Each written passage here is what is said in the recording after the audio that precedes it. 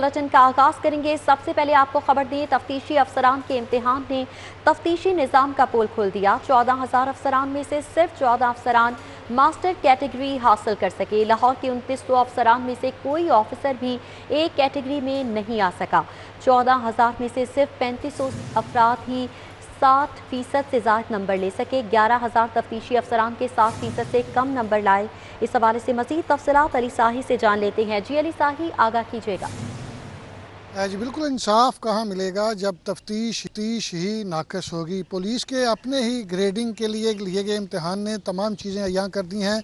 लाहौर समेत पंजाब भर में ट्रेनिंग ब्रांच की जानब से तफ्तीशी अफसरान की ग्रेडिंग के लिए इम्तिहान लिया गया, जिसमें 80% से ऊपर नंबर लेने वाले अफसरान को मास्टर कैटेगरी में शामिल किया जाना था। 65% से लेकर 80% तक के अफसरान को माहिर और उससे 60% से 65% वालों को कम माहिर अफसरान के तौर पर मार्क्स दिए जाने थे और ग्रेडिंग की जानी थी। लेकिन जब इम्तिहान लिया गया, रिजल्ट आया, तो 14,700 में से सिर्फ 14 अफसरान ऐसे साबित हुए जो मास्टर कैटेगरी में आ सके। लाहौर के 2900 में से कोई भी अफसर जो है वो मास्टर कैटेगरी में शामिल ना हो सका, बल्कि हाईएस्ट मार्क्स जो हासिल किए गए वो 77% थे। तो इसमें अब एडिशनल आई ट्रेनिंग की जानब से और IG पंजाब के हुक्म से लाहौर समेत पंजाब भर के तमाम तफ्तीशी अफसरान का दोबारा से इनको कोर्सेज करवाने का फैसला किया गया है कि तमाम अफसरान को 1 माह का कोर्स करवाया जाएगा। इब्तदाई तौर पर 60% से ऊपर नंबर लेने वाले 3,000 से ज़ायद जो अफसरान हैं उनको कोर्स करवाया जाएगा। उसके बाद 11,000 से ज़ायद अफसरान जिनके 60% से भी कम नंबर हैं उनको दूसरे मरहले में कोर्स करवा के दोबारा इम्तिहान लेकर ग्रेडिंग करवाई जाएगी। तो इसमें अहम तरीन बात यह है कि तमाम वसाइल भी दे दिए जाएँ, तमाम फ़ंड्स भी मुहैया किए जाएँ। जो तफ्तीश के लिए फ़ंड्स हैं उनमें भी इजाफ़ा किया जाए। तो अगर तफ्तीशी ही काम करने के काबिल नहीं तो किस तरह मुद्दइयों को इंसाफ मिलेगा। तो पंजाब पुलिस के अपने ही ग्रेडिंग के इम्तिहान ने तफ्तीशी निज़ाम का पोल खोल कर रख दिया है कि किस तरह लोग थानों में तफ्तीश के लिए सफ़र करते हैं और अफसरान को अपने ही मुतलका जो काम है उसका पता ही नहीं। ठीक है अली साही, बहुत शुक्रिया। डॉलर की ऊंची उड़ान जारी है, मजीद 30 पैसे महंगा हो गया। इंटरबैंक में डॉलर 180 रुपये 37 पैसे की नई बुलंद तरीन सतह पर पहुंच चुका है। सईद अहमद सईद से तफसीलात जानेंगे। जी सईद, बताइएगा, डॉलर एक बार फिर महंगा हो गया? जी बिल्कुल आयशा, इंटरबैंक में डॉलर की ट्रेडिंग का सिलसिला है वो जारी है और दौरान ट्रेडिंग डॉलर है वो 30 पैसे है वो महंगा रिकॉर्ड किया गया। इस वक्त इंटरबैंक में डॉलर की कदर जो है वो 180 रुपये 37 पैसे पर है वो जारी है और जरा का कहना है कि नई बुलंद तरीन सतह जो है वो 180 रुपये 37 पैसे पर डॉलर है वो पहुंच चुका है और 2 हफ्तों में इंटरबैंक में डॉलर जो है वो 2 रुपये 87 पैसे है वो महंगा हो चुका है और माशी माहिरीन के मुताबिक बरामदी बिल भरने और बैरूनी कर्ज की अदायगी पर रुपये के ऊपर जो दबाव है वो सामने नजर आ रहा है और बैरूनी कर्ज और द्वितीय अदायगी की मद में जो 38 करोड़ डॉलर की अदायगी है वो की गई, जिसके बाद 5 हफ्तों में अब तक 1 अरब 50 करोड़ डॉलर की अदायगी की है वो की जा चुकी, जिसकी वजह से डॉलर के रुपए के ऊपर जो दबाव बढ़ गया है, जिसकी वजह से आज भी 30 पैसे मजीद जो ट्रेडिंग है वो बिंदा ट्रेडिंग हुई है जी। और इंटरबैंक में इस वक्त डॉलर की ट्रेडिंग जो है वो 180 रुपये 37 पैसे पर चल रही है जी। सईद अहमद, बहुत शुक्रिया। मोटरसाइकिल कंपनीज ने स्पेयर पार्ट्स की कीमतें बढ़ा दी हैं। मुख्तलिफ स्पेयर पार्ट्स की कीमत 50 से 100% बढ़ा दी गई है। बढ़ती कीमतों पर क्या रद्द-ए-अमल दिया जा रहा है, दुकानदारों और शहरियों की जानिब से शहजाद खान से जान लेते हैं। जी शहजाद। जी बिल्कुल, गुरबत की चक्की में पिछले सार्फिन के लिए आप बाइक खरीदना तो जो शील लाने के मुतरादिफ है और उसके ऊपर इसकी मरम्मत कराना और भी जेब पर भारी पड़ गया है, क्योंकि मोटरसाइकिल की कीमतों में इजाफे के बाद कंपनी की जानिब से स्पेयर पार्ट्स की कीमतें भी बढ़ा दी गई हैं। मोटरसाइकिल स्पेयर पार्ट्स की कीमतें 50 से लेके 100% तक बढ़ चुकी हैं, जिनमें व्हील हब जो है वो 50% इजाफे से 800 रुपये का हो गया। इस तरह बाइक का जो साइड कवर है ये 100% इजाफे से 450 रुपये में फरोख्त किया जा रहा है। इसी तरह जो सिलेंसर है ये भी 100% इजाफे से 1800 से बढ़कर 3500 यानी 1700 इजाफे के बाद 3500 रुपये का हो गया। इस तरह मडगाड़ जो है वो 900 रुपये से बढ़कर 2000 रुपये प्रति पीस जो है वो फरोख्त किया जा रहा है। और इस हवाले से शहरी जो है वो शदीद परेशान है। शहरी कहते हैं कि कीमतें बढ़ने पर पहले ही बाइक की खरीदारी उनकी जेब पर भारी हो गई है और अब कंपनियों की जानब से स्पेयर पार्ट्स की कीमतें भी बढ़ा दी गई हैं। क्या हुकूमत उनको पत्थर के दौर में वापस धकेलना चाहती है कि वो पैदल सफर करें? जी ठीक है शहजाद खान, बहुत शुक्रिया। महंगी सवार की खरीदारी के बाद रजिस्ट्रेशन भी महंगी हो गई। महकमा एक्साइज ने नंबर प्लेट्स की कीमतों में 500 रुपये इजाफा कर दिया है। क्या वजूहात बयान की जा रही हैं कीमतों में इजाफे की? अली साही से जान लेते हैं। जी अली साही। जी बिल्कुल, महकमा एक्साइज की जानब से आए रोज टैक्सेस तो बढ़ाए जा रहे थे, अब नंबर प्लेट्स की कीमतों में भी इजाफा कर दिया गया है। गुज़श्ता रोज महकमा एक्साइज की जानब से नोटिफिकेशन जारी किया गया है, जिसमें मोटरसाइकिल की नंबर प्लेट की कीमत जो है वो 1000 से बढ़ा के 1500 रुपये कर दी गई है, जबकि गाड़ियों की जो नंबर प्लेट थी सरकारी या गैर सरकारी गाड़ियाँ, उनकी कीमत 1500 से बढ़ा के 2000 रुपये, जबकि रिक्शा जो गरीब की सवारी है उसको 1200 से बढ़ा के 1700 रुपये कर दिया गया है। गुज़श्ता साल भी जब कंपनी को कॉन्ट्रैक्ट दिया गया था तो तब भी नंबर प्लेट की कीमतों में 300 रुपये तक इजाफा किया गया था, तो तकरीबन ये 14 माह में 2 दफ़ा नंबर प्लेट की कीमतों में इजाफा किया गया है। 14 माह में 2 बार नंबर प्लेट्स की कीमतें बढ़ाई गई हैं। अली साही, बहुत शुक्रिया। महंगाई के सताए शहरियों के लिए एक और धचका। पार्किंग कंपनी ने मोटरसाइकिल और कार की पार्किंग फीस बढ़ाने की एक मरतबा फिर मनसूबाबंदी शुरू कर दी है। मोटरसाइकिल और कार पार्किंग की फीस 2 गुना करने पर गौर किया जा रहा है। क्या मुहर्रिकात हैं, राव दिलशाद हुसैन से जानेंगे। जी राव दिलशाद।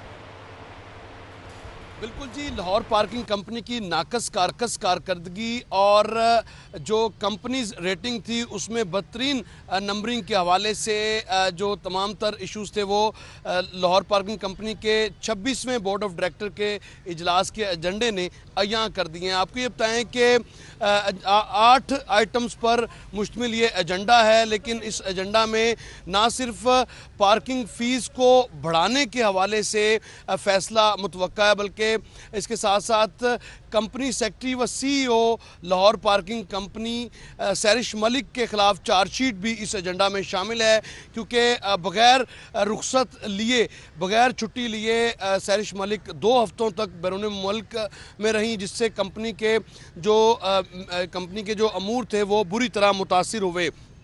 तनख्वाहों और दीगर मामलात बुरी तरह से मुतासिर हुए, जिस पर अब जो एजेंडा है ये इस एजेंडे में शामिल कर लिया गया है कि हुकूमत का सूबे में 1 खरब से ज़्यादा मालियत का तरक्याती प्रोग्राम। इस्लामी फंड्स के इस्तेमाल पर इवेल्युएशन रिपोर्ट तैयार करने का हुक्म दे दिया गया है। क्या अहकाम जारी किए गए हैं, अली रामे से जान लेते हैं। जी अली रामे। जी बिल्कुल, पंजाब हुकूमत की तरफ से एक ज़राई तरक्याती प्रोग्राम जो है वो शुरू किया गया था, और इसका मकसद सिर्फ ये था कि जितने भी हुकूमती अरकान असम्बली हैं उनके हलकों में जो अवामी फ़ाक़े मनसूबे हैं उनकी तकमील हो सके। और पंजाब हुकूमत 1 खरब से ज़ायद का बजट जो है वो सिर्फ ज़राई तरक्याती प्रोग्राम के तहत हुकूमती अरकान असम्बली के हलकों को जारी कर चुकी है। अब इस पर क्योंकि वज़ीर पाकिस्तान की भी हदायत है पंजाब हुकूमत को कि जितने भी उनके दौरे हुकूमत में जो प्रोजेक्ट शुरू किए जा रहे हैं तो उन पर एक एवेल्यूएशन रिपोर्ट जो है वो लाजमी तौर पर तैयार की जाए और थर्ड पार्टी वैलिडेशन जो है वो भी होनी चाहिए। अब इस पर पंजाब हुकूमत ने हदायत दी है कि DGMND जो एक इदारा है डायरेक्टर मॉनिटरिंग एंड एवेल्यूएशन का, वो इन प्रोजेक्ट्स के हवाले से अपनी एक रिपोर्ट जो है वो मुरतब करेगा, जिसमें खास तौर पर प्रोजेक्ट की एवेल्यूएशन होगी और उसमें जो बजट का इस्तेमाल और शफाफियत वो खास तौर पर उसकी निशानदही की जाएगी कि बजट सही तरीके से इस्तेमाल हो रहा है, और अगर हो रहा है तो वहाँ पर ट्रांसपेरेंसी जो है उसको भी देखा जाएगा, और साथ ही जो तामीराती काम हो रहे हैं उस पर मटेरियल के इस्तेमाल के हवाले से भी एक रिपोर्ट जो है वो भी इसमें शामिल की जाएगी। तो ये रिपोर्ट जो है वो DGMND के हुकाम ऐवान वज़ीर आला को पेश करेंगे कि जो उनका ज़िलाई तरक्याती प्रोग्राम है और उसके तहत जो मंसूबे अवामी फलाह के लिए शुरू किए गए हैं उन पर मुकम्मल तौर पर रिपोर्ट जो है उनको पेश की जाए। मुकम्मल रिपोर्ट पेश की जाएगी। अली रामे, बहुत शुक्रिया। पंजाब में सियासी सूरत हाल के पेश नज़र ब्यूरोक्रेसी भी हिकमत से काम लेने लगी। सियासी अदम इस्तेहकाम के बायस 61 अरब एलिवेटेड एक्सप्रेस वे मनसूबे की हतमी मंजूरी का इजलास लटक गया। क्या वजूहात बयान की जा रही हैं, दुरे नायाब से जान लेते हैं। जी दुरे नायाब। जी बिल्कुल, मुल्क की जो सियासी इस्तेहकाम की सूरत हाल है और पंजाब में भी जो सियासी तौर पर वज़ीर आला पंजाब की मसरूफियात हैं उसके बायस ब्यूरोक्रेसी ने हिकमत अमली से काम लेना शुरू कर दिया है, और जो प्रोजेक्ट सियासी तौर पर आगे आने वाले हैं, मेगा प्रोजेक्ट्स हैं, शहर के तरक्याती मनसूबे हैं, उनको तरजीह बुनियादों पे उनकी प्रायोरिटी सेट करना शुरू कर दी हैं। इस हवाले से जो एलिवेटेड एक्सप्रेस वे मनसूबा था 61 अरब का, जिसकी वज़ीर आला पंजाब ने मंजूरी भी दी और ये भी फैसला किया गया कि 18 मार्च को इसका संज्ञा बुनियाद रखा जाएगा, ताहम वो तो तारीख गुजर रही है और इसके बाद आगे जो सोचा जा रहा है कि अप्रैल में लेके जाया जाए उस पर भी कोई काम होता नज़र नहीं आ रहा। 2 हफ्ते कबल इस मंसूबे की प्री PWP क्लियर कराई गई और उसके बाद इसको फाइनल PDWP में लेके जाना था, लेकिन 2 हफ्ते में हर हफ्ते तारीख रखी जाती थी। प्लान जो है वो मुतवक्के तौर पर शेड्यूल किया जाता था, लेकिन उसको हतमी तौर पर इजलास नहीं किया जा सका। तो अब 2 हफ्ते गुजर चुके हैं, 2 हफ्तों बाद भी इसकी फाइनल PDWP नहीं हो पा रही, मनसूबा लटकता नज़र आ रहा है। और अगर यही सियासी अदम एहतकाम की सूरत हाल रही तो इस मंसूबे पर जो हुकूमत पंजाब की मंशा थी, वज़ीर आला की मंशा थी कि रवा माह संगे बुनियाद रखा जाए ताकि इस पर काम शुरू हो सके। बहुत शुक्रिया आपका। लेस्को ने ऑनलाइन बिलों की अक़सात और मुकर्ररा तारीख में तोसी का फैसला वापस ले लिया है।